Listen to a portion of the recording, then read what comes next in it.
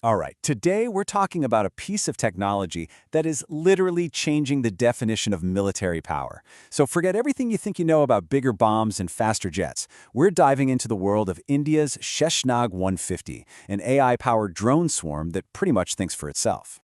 For decades, right? Military might was all about size. The largest ship, the fastest jet, the biggest missile. But that entire way of thinking is shifting right under our feet. Because the new frontier, it's all about intelligence. It's about networks, it's about autonomy, and it's about the ability to think and act as a collective. And that is exactly where this story is headed. Okay, so here's the plan. We're going to start with this new era of warfare to really set the stage. Then we'll get properly introduced to the Sheshnaag-150. We'll break down how the swarm technology works, look at the brains behind the operation, and finally, we'll talk about why this tech is such a massive deal.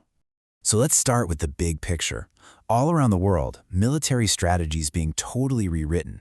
And it's not by huge aircraft carriers, but by these small, smart, and way more affordable unmanned systems. And you know what?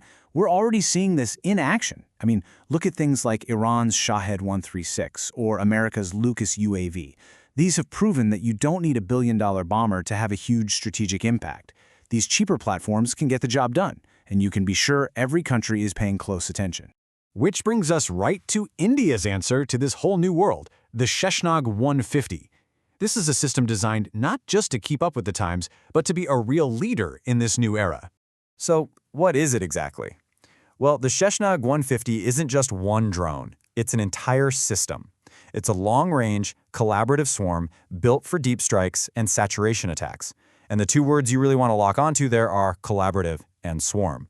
And get this isn't coming from some old-school massive defense contractor. It's being developed by NewSpace Research and Technologies, a startup based in Bengaluru. That right there tells you a lot about the shift towards these nimble, tech-first companies in the defense world. Let's get into the specs, because they really tell a story. First up, range. We're talking an operational range of over 1,000 kilometers. That's not just hopping over a border. That's hitting targets deep, deep inside enemy territory. Next, it can stay in the air for over 5 hours. Now think about what that really means. This isn't a simple fire-and-forget weapon. This lets the swarm loiter, hang out, wait for the perfect time to strike, or even just gather intelligence. It's all about patience. And when it does attack, it packs a serious punch. Each drone can carry a warhead of up to 40 kilograms. That's more than enough to take out infrastructure, armored vehicles, or other really important military targets. But look, the individual specs, they're only half the story. The real game changer here isn't what one drone can do. It's how they all work together. The whole idea is the swarm attack. See, instead of one big, expensive missile that's easy to track, you send in dozens of smaller, smarter drones. Their whole purpose is to work together to create this complex, multi-directional attack that just completely overwhelms an enemy's air defenses. It's like that old saying, quantity has a quality all its own. But this time, it's supercharged with AI. So here's how it would go down. First, you launch a whole bunch of these drones.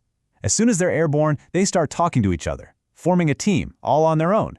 Their sheer numbers and coordinated movements are designed to just flood and confuse enemy radar. And this controlled chaos, is what lets the drones with the warheads slip right through and hit their targets with total precision. So, how is all this even possible? You know, it's easy to just focus on the drone itself, the wings, the engine, the hardware. But the real revolution here isn't the body, it's the brain. And there's this really fascinating point in the source material. It basically says, hey, building a small plane without a pilot, that's not the hardest part anymore. The real difficulty, the secret sauce, is in the software, those super complex algorithms that allow the swarm to actually think. And this is the perfect way to think about it. The aircraft is just the body. The algorithms, they're the brain. And that's what turns dozens of individual machines into a single, intelligent, networked organism that can communicate, coordinate, and adapt to whatever's happening in real time. So, okay, why is this such a big deal? What does a system like the Sheshnaag-150 really mean for the future of warfare? Well, let's think about a huge vulnerability that pretty much every modern military has. What happens when your GPS and satellite signals get jammed? Suddenly, some of your most advanced and expensive weapons can become totally useless.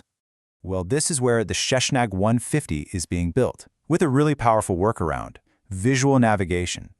It lets the drones actually see the ground below them, and compare it to maps stored in their memory.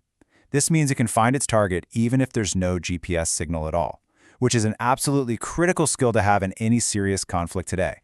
And this isn't just some theory. The push for this kind of tech got a major boost after a military exercise called Operation Sindoor apparently made it crystal clear that India needed its own homegrown, long-range swarming capability.